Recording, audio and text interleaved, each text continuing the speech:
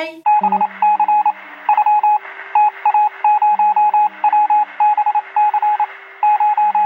J'espère que vous allez bien. Il est minuit et je suis dans les meilleures conditions possibles pour vous raconter des histoires d'horreur.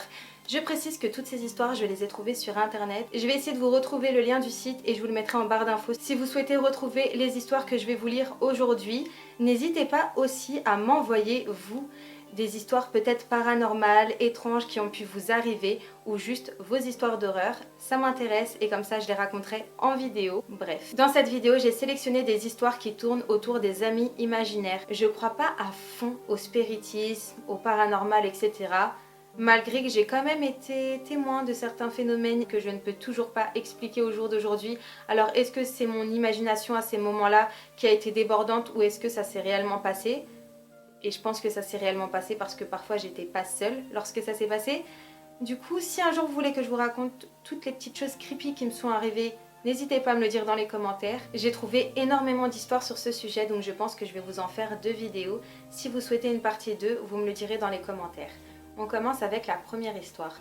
Quand ma fille avait 3 ans, elle avait une amie imaginaire appelée Kelly qui vivait dans son placard. Kelly s'asseyait sur une petite chaise quand elle dormait. Elle jouait avec elle, etc.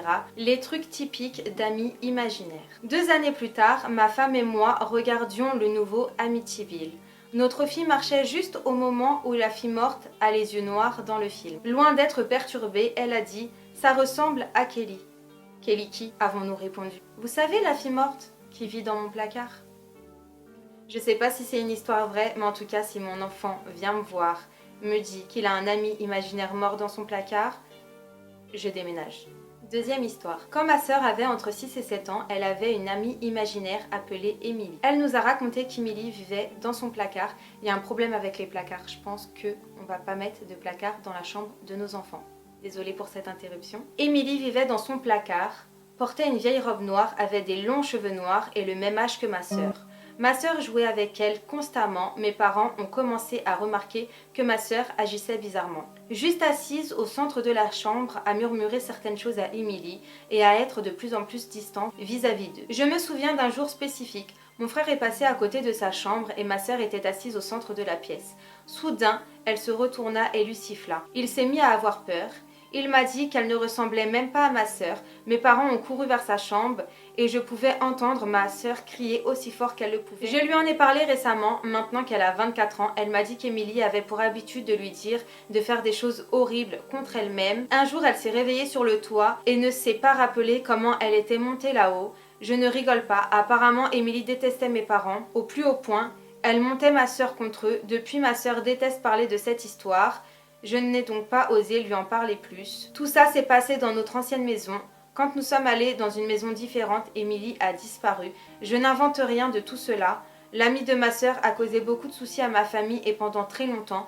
Je suis juste contente que nous ayons quitté la maison depuis.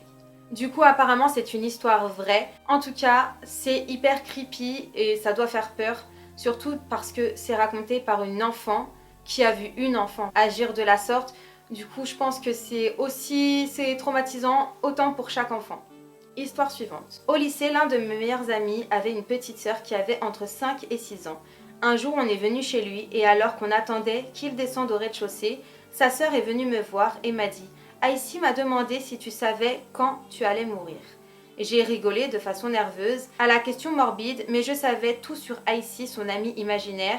Je l'ai même aidé à faire un dessin de lui une fois. Donc j'ai joué le jeu et j'ai dit non, bien sûr que non, personne ne sait, quand je serai très vieille, j'espère. La fille secoua la tête et lui dit non. Aïssi m'a demandé de te dire que ce serait pour ce soir. Tu vas chez ton pote, sa petite sœur elle descend, elle vient te voir et elle te dit que son ami imaginaire il a décidé que t'allais crever cette nuit. Je sais pas vous, mais moi perso j'y retourne plus chez mon pote. J'y retourne plus. Histoire suivante. Ma fille me parlait d'un homme qui venait toutes les nuits dans sa chambre et faisait le signe de la croix sur son front. Puis ma belle-mère m'a envoyé quelques photos de famille. Ma fille a fixé la photo du père de mon mari qui était mort depuis 16 ans. Elle m'a dit « C'est l'homme qui vient dans ma chambre la nuit ». Mon mari m'a dit plus tard que son père avait l'habitude de venir lui faire le signe de la croix sur le front quand il était plus jeune. C'est ouf, on n'est pas sur un esprit démoniaque, mais comment ça pourrait être faux? À part si c'est la mère qui a inventé cette histoire, Sinon, comment ça pourrait être faux? Comment une enfant pourrait savoir que la fameuse personne sur cette photo est le père de son père et qui lui faisait le signe de la croix sur le front toutes les nuits? Histoire suivante. Quand mon fils avait 4 ans, il demandait qui était cette fille dans le salon. Ça a fait flipper ma femme et moi parce qu'il n'y avait personne dans le salon. Un jour, après qu'il a posé la question, je lui ai demandé à quoi ressemblait la fille en question. Mon fils m'a répondu qu'elle était toute plate. Quelques mois ont passé et mon fils reposa la question 2 fois. Ma femme et moi laissons couler jusqu'au jour où, curieux à propos de la fille, je demandai à mon fils ce qui était arrivé à la fille en question. Il répondit « Elle est la sœur de Tony, il te dit bonjour ». Mon meilleur ami d'enfance s'appelait Tony. J'ai vu sa sœur se faire rouler dessus par une voiture quand j'avais 6 ans. Tony s'est suicidé quand j'en avais 16. C'est chaud. C'est vraiment chaud. J'espère que c'est une histoire inventée parce que c'est chaud. Comment l'enfant peut être au courant que le papa avait un meilleur ami qui s'appelait Tony et que sa sœur est toute plate parce qu'elle s'est fait écraser par une voiture et que ce fameux Tony s'est suicidé quand son papa avait 16 ans. Et on termine avec la dernière histoire qui est très certainement l'une des pires.